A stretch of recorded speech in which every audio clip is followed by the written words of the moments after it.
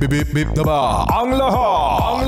Martian Enrico Pañero. Bip bip bip bip bip bip bip bip bip bip bip bip bip bip bip bip. Bip bip bip bip bip umaga mga yes friend. Bip bip bip bip bip bip bip man yay mga yes friend dito sa 101.1 Yes FM. At sa mga yes friend natin, matanong nga namin kayo ni Martian, sino ang nagturo sa'yo magmaneho? Malamang sa malamang yung kaibigan niya. Uy, bakit mo nalaman na yung kaibigan ni yes friend ang nagturo sa kanya magmaneho?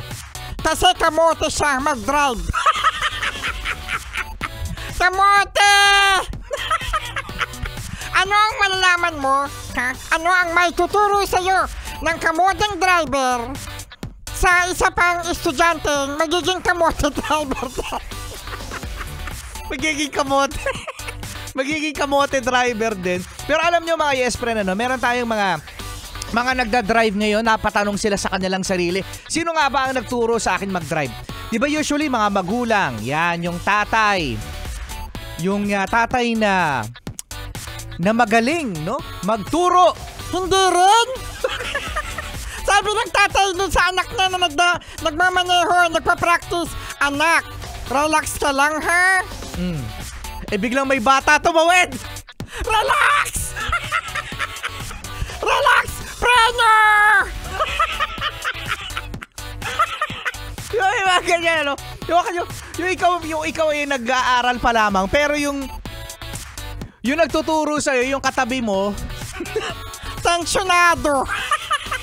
Nagpapanik. Kaya kung meron kayong budget, kung ako lang nang tatanungin mga yes friend, iba pa rin talaga sa driving school.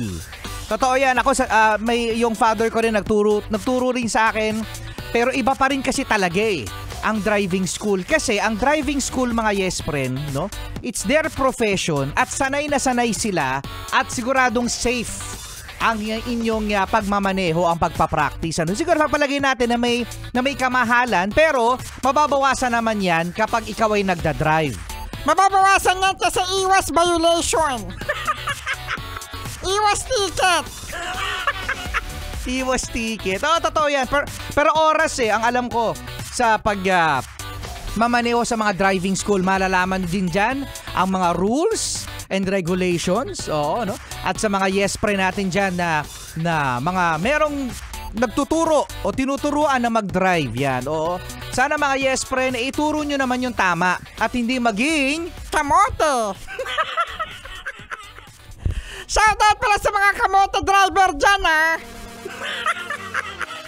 yung mga singit ng singit. Hay naku, aga-aga, init ang ulo ko. Pinapainit yung ulo ni Martian Fake it, I can't pretend.